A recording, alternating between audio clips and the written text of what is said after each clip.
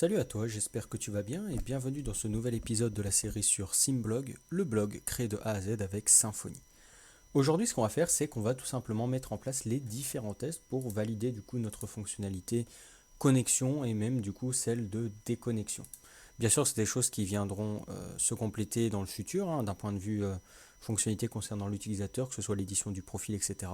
Mais je le rappelle, on avait mis ça en place directement maintenant pour pouvoir commencer à implémenter la fonctionnalité suivante, à savoir justement le like des articles, ce qui viendra justement après cette vidéo. Du moins, je pense. Oui, c'est bien ça. Enfin bref. Du coup, on va commencer à implémenter nos articles sur la connexion et la déconnexion. Donc, on va se rendre dans le dossier hop, test. Je vais aller dans Functional et je vais créer ici un nouveau dossier que je vais appeler Security. Dans Security, je vais créer du coup un login test.php et je vais commencer à travailler dedans.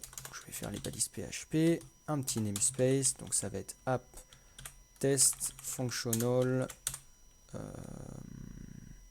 security classe et je vais marquer ici login test extends web test case.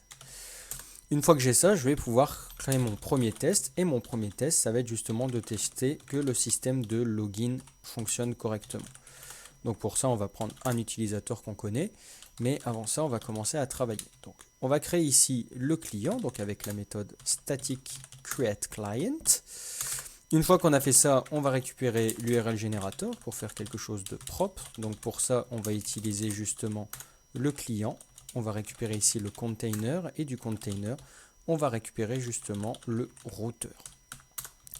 On va préciser ici que c'est du coup l'URL générateur interface. Hop. Et on va continuer à travailler. Donc là, ce que je vais faire, c'est que je vais faire une request et du coup, je vais tout simplement créer un crawler qui va récupérer du coup la réponse de cette requête. Et la requête, on va la faire. Du coup, ça va être client request. Donc cette requête justement, hop, on va utiliser la méthode get et on va simplement utiliser l'URL générateur interface qui va du coup nous générer l'URL pour la route. C'était security.login. Une fois qu'on a ça, concrètement, ce qu'on va faire, c'est qu'on va simplement remplir le formulaire de la page. Donc on va simplement ici s'attendre à avoir un crawler. Et du coup, le crawler, on va lui dire de filter. Et on va filter par rapport du coup au formulaire. Donc comment il s'appelle? Du coup, nous, ça va être name et login. Une fois qu'on a ça, on a récupéré le formulaire et on va simplement du coup pouvoir le remplir. Pour remplir le formulaire, je rappelle, on doit se baser sur le nom des éléments. Nous, on en a deux.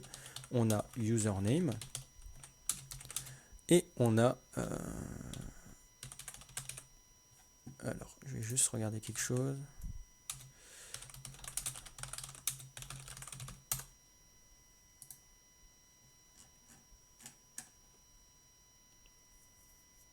Ouais, donc ça c'est ok, bref. Du coup, on va utiliser mon utilisateur, donc emilien@symblog.fr et en mot de passe, on va mettre ici password et ça va être du coup, sans surprise, password. Une fois qu'on a fait ça concrètement, on va dire au client de submit tout ça. Donc submit le form. Et techniquement, on va s'attendre à ce que la réponse, alors this assert response is successful. Et on va dire this assert response statut code same. Et nous, du coup, on va s'attendre à du HTTP OK. Alors, je suis pas sûr que c'est du HTTP OK. Je vais regarder rapidement parce que c'est une redirection au final. On va regarder déconnexion, connexion. Donc, je suis en train de tester le formulaire de connexion sur mon deuxième écran. Alors, moi, il me dit que c'est... Voilà. Donc, il me dit que c'est une 200, mais du coup, que c'est une reconnexion. Du coup, nous, on va s'attendre à ça. Du coup, on va mettre HTTP direct. Alors, je sais jamais. Je crois que c'est de la 302.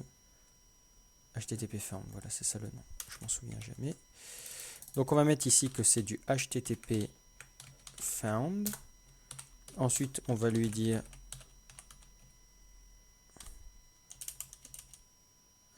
alors je sais plus comment on fait le follow redirect. C'est c'est le client. Voilà. Pourquoi j'ai mis this, je sais pas trop. Hop. Donc on va dire au client de follow le redirect. Et du coup, ensuite, on va s'attendre à avoir la route post.index. Et on va quand même revérifier que tout est OK en précisant ici que nous, on s'attend à du HTTP OK. Une fois qu'on a fait ça, on peut enchaîner directement sur notre deuxième test ici. Donc, public function, on va mettre ici test login with bad credentials. On va mettre ici un void et on va repartir sur la même logique. Donc ici, on s'attend simplement à avoir un mauvais password. On va submit. Là, on s'attend à ce que la réponse est OK, mais on ne s'attend pas à une redirection. Et techniquement, je vais regarder la diff qui englobe. Donc on va mettre...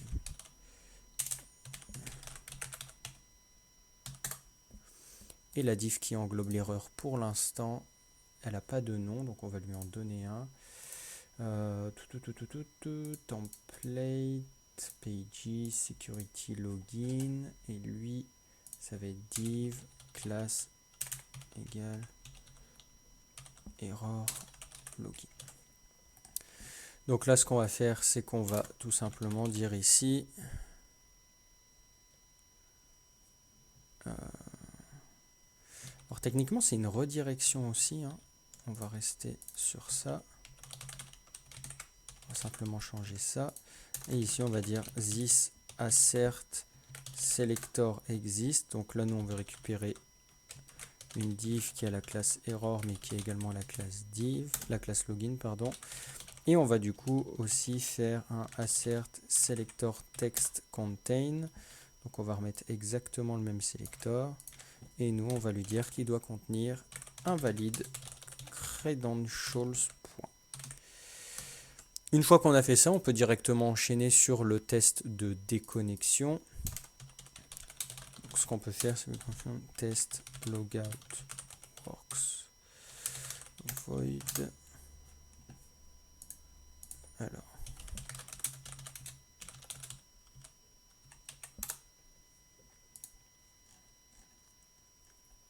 Alors, pour loguer un user avec Symfony sans passer par le formulaire, ce qu'on peut faire justement du coup, c'est créer un client, au moins comme d'habitude. Et tout ce qu'on a à faire, c'est récupérer du coup le user repository. Donc user repository est égal à client get container get. Et là, on va mettre du coup user repository. Une fois qu'on a ça, on peut récupérer notre user, du coup qui est égal à user repository find one by. Hop. Une fois qu'on a ça, je vais simplement renseigner ce que c'est. Donc ça, c'est le user repository. Et ça, c'est un user. On va importer tout ça. Hop. Donc ça, c'est déjà importé. Ça, on l'importe. Donc, une fois qu'on a fait ça, ce qu'on peut faire, c'est appeler la méthode this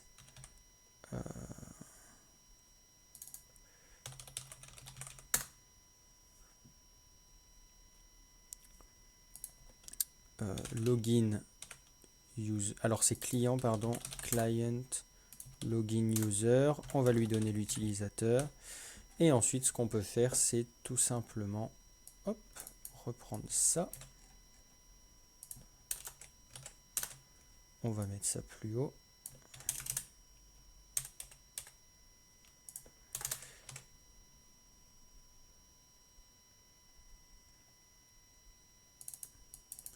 Donc là, on va lui dire de nous faire un get sur security logout. Et techniquement, on va copier ça. Techniquement, on va s'attendre du coup à une réponse successful. On va s'attendre à un HTTP found.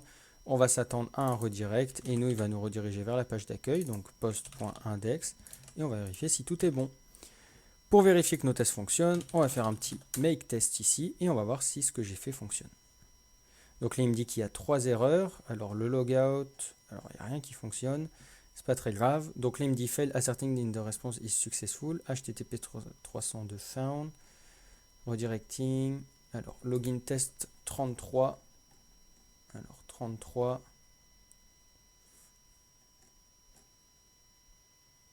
Ah, pour lui, quand c'est une redirection, c'est pas successful. D'accord. Donc on va supprimer tout ça. Et on va retester.